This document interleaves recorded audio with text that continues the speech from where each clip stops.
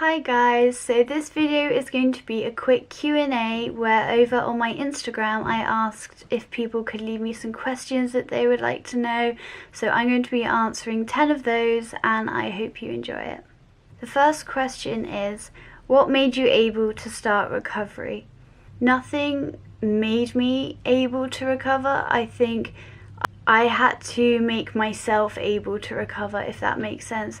I realised that I had a problem and that there was an issue going on that I needed to change, and I guess for that to happen, I think something that I guess helped me able to recover was telling people. I told my parents, I told them in quite a lot of detail what was going on. I told therapists, and obviously I told the therapist much more detail than I told my parents, and just telling people so that I knew that I had support around me really reassured me and made me feel more motivated to recover. But I don't think anything made me able to. I think I kind of made myself able to, if that makes any sense. The second question is what role my parents have in my recovery and how they help me. There is obviously so much that I think peers and family can do to help you, and it's so hard for me to specifically say exactly what my parents do to help. I think in general they are just the most amazing parents. I'm so grateful that I have them. They tell me every day how much they love me, how much they're there for me, and how much they care for me, and how much they will do anything for me, and it is just so nice and reassuring that I have them there. They do help if I am struggling or I need distractions. Then they will help me and we will go and play a family game, we'll go out for a walk, we'll go to the cinema, we'll go for a drive. My dad and I will sit outside and have a cigarette. We will just do something together as a family, and it is so nice because it's just distracting me from thoughts of food, or if I'm just having a bad body image day, or if I feel like my whole world's coming to an end, then just knowing I have people who are going to love and support me really helps, and I really appreciate that my parents do that. In terms of food, my parents don't do much. I'm kind of putting in the work for that, so instead of them portioning out my food and me eating the food they prepare, I do most of the work. I prepare my own food, and there are times when they will cook a meal and I'll eat it, but I'm still very much at the beginning stage, like I said in my first video, so I am still very, very scared of other people preparing my food, but it's definitely something that I'm working on, and hopefully in the future it will be something that I won't have such a big problem with. But they do support me, and there is the rare occasion where my mum will make some amazing risotto and I'll just have to have it.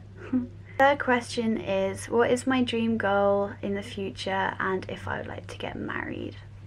In the future, I think I really want to travel. I really want to travel just everywhere, but especially Australia and Thailand. I'm not too certain why, but those two places have always been in my head that I just really, really want to travel.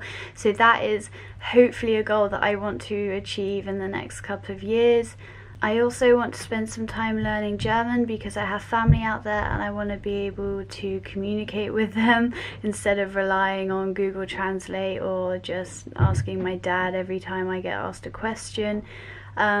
So I think just learning new languages so that when I go traveling it just makes it a little bit easier, and also I find learning new things really fun, so that is definitely something that I'm actually going to be working on next year because I'm going to be spending quite a lot of time in Germany, so that's very exciting. And I think in terms of big goals, my ultimate dream would be to become a pediatric nurse.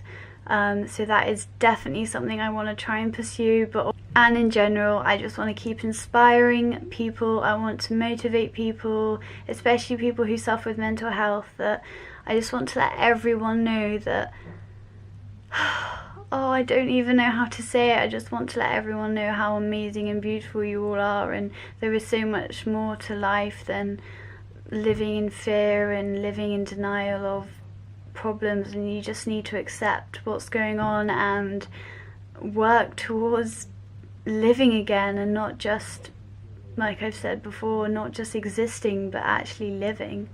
The next question is, what is my favourite movies? I love all films with Simon Pegg in it, so I love Hot Fuzz, Shaun of the Dead, Baby Driver, Paul. I love Simon Pegg so much. He makes me laugh, and I really recommend, if you haven't seen any of those films, then I really recommend you should go and watch them. I also love Bridget Jones. I've watched all of her films and continue to watch all of them on repeat. They're brilliant. I think in general, just comedies, I'm a comedy fan. I do love a good old laugh. Next question is, how do you feel physically now you're eating again, and how is your energy level? So this one is quite difficult to answer because every day for me is different. At the very beginning, when I started to slowly increase, I found that I actually had quite a lot more energy,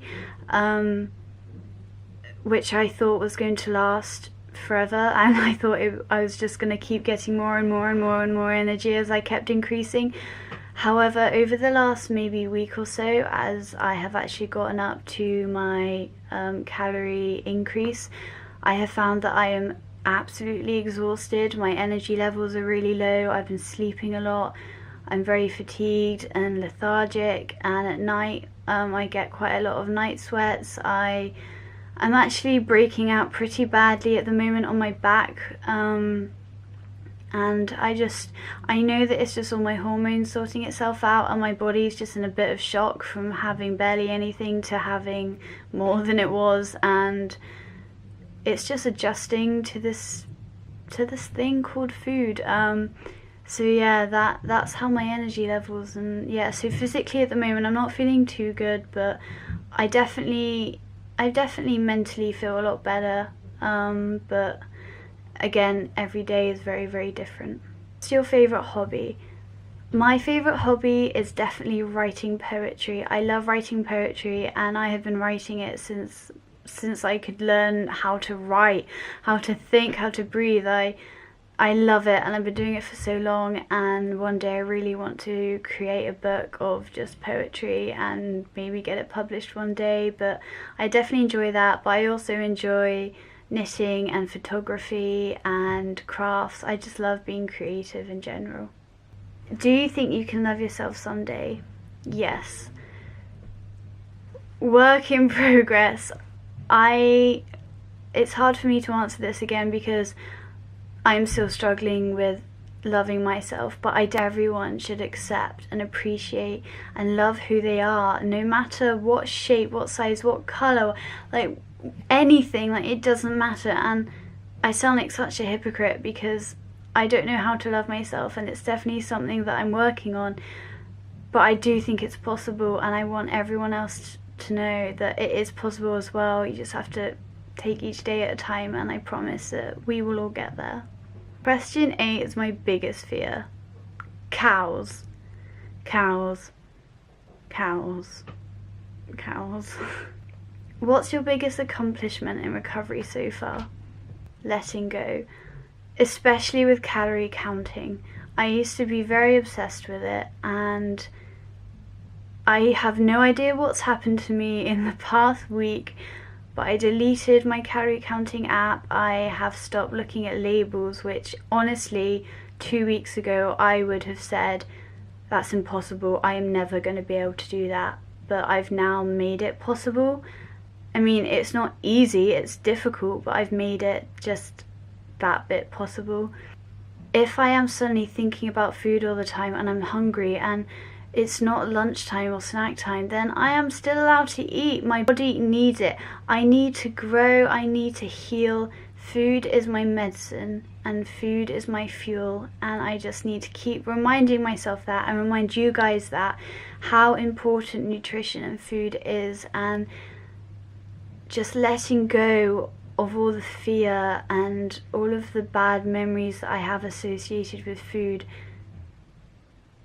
It's so freeing, and I haven't completely let go, but I'm getting there. But just letting go of just small things at a time can just open your mind, and for me, just not calorie counting and letting go of that obsession has definitely been the biggest thing that I've been proud of so far in my journey, I guess. The last question is, did I see a doctor about my eating disorder and how did my parents find out?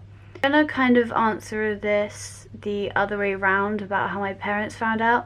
So it was actually my friends who noticed. I suddenly lost a lot of weight very quickly. I wasn't going out with them. I had crazy mood swings. I was a very different person to who I was before. I was just acting completely not me, and they were very, very concerned. So they then told the school, who also expressed concern. So they phoned my parents and said, like, we're concerned about Betsy, her grades are failing, she looks sick, we want her to go and see a doctor. So then my parents then took me to the doctor, where I was then diagnosed with my eating disorder. And so yeah, I guess that's how my parents found out. And I think later on I just became too exhausted to hide it from them. I went through a lot of trying to hide food from them and hide my behaviours, but it got to a point where I was too exhausted, and my eating disorder was telling me, this is who you are now, you need to let other people accept you. So I would tell my parents, I don't need help, I'm not going to get better, this is who I am, you need to just accept it and move on with your life. Which, looking back, I feel dreadful for ever saying to my loved ones. I know that that wasn't me, but at that time I believed strongly that I was my eating disorder and I was never going to change, and I was a new person and everyone just had to get on with their lives and just leave me to be who I was. But obviously that wasn't really me, but that's how my parents found out. Thank you for watching. I hope I answered your questions in a way that you would have liked me to. I'm not very good at answering questions, but I hope you enjoyed it. I hope this video is useful, and I will see you guys next time. And also, it is Christmas Eve tomorrow and I'm very excited.